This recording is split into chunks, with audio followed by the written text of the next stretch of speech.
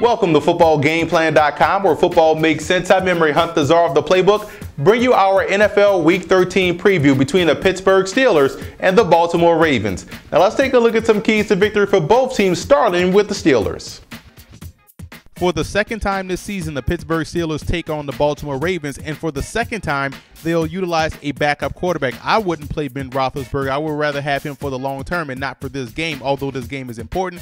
I think this game will ultimately fall on the receivers being able to make plays and consistently making those yards at the catch, which then could result in converting these third downs, and that just keeps the Steelers offense on pace and keep these guys on the field. So I look for guys like Emmanuel Sanders and Mike Wallace to have huge roles this week versus Baltimore, more so than they did in the first meeting. Defensively, they do get the benefit of having Troy Polamalu back in the secondary, and that just does wonders for defense, let alone the Pittsburgh Steelers defense, because now they can get creative in their coverages and their blitz packages with the rest of those safeties, guys like Ryan Mundy and also Will Allen. Those guys can play some football. You have the benefit of having a playmaker like Polamalu and allowing him the freedom to move around the formation and get creative and possibly coming from different angles with blitzes and also dropping the short to intermediate pass coverage. And it also allows the Steelers to go to a big safety look, a big nickel look with Will Allen, Mundy, Ryan Clark, and Troy Polamalu. They can get creative and find different ways to cover the tight ends of the Baltimore Ravens.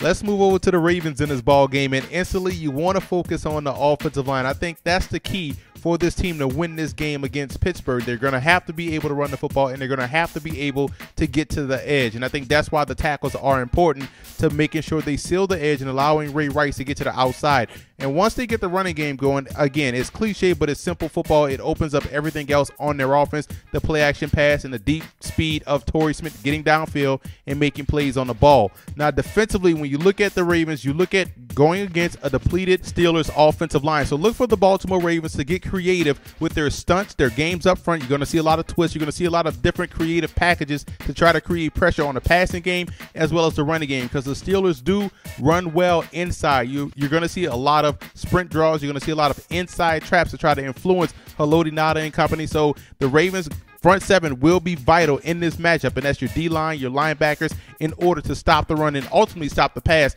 putting the Steelers in backed up situations. Now you can really pin your ears back and get after the quarterback.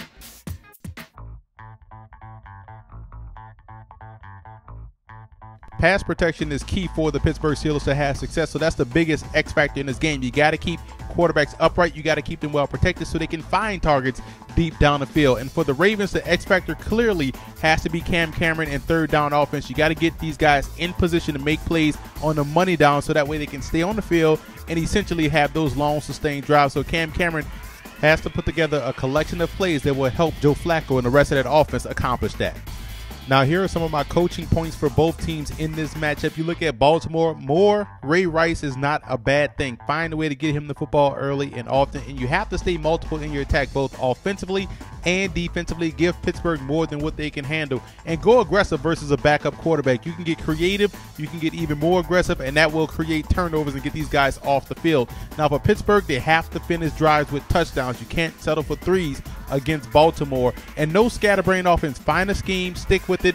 Don't decide to run the football early and decide to go pass happy late. Find something that works and stick with it, and you have to pick up the blitz, which means the O-line definitely has to hold up their end of the bargain in order to have a chance to win this ball game.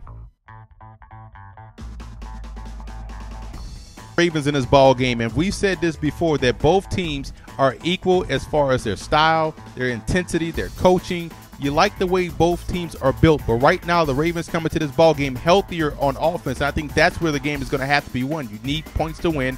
The Ravens are a lot healthier going against the Steelers defense. They does get back Troy Polamalu, but on the flip side, can that offense put together drives to put points on the board? I don't think so. I think the Ravens win this ball game at home. And I want to give a huge shout out to Ravens fan forums and Steeler fan forums for always showing football game plan support.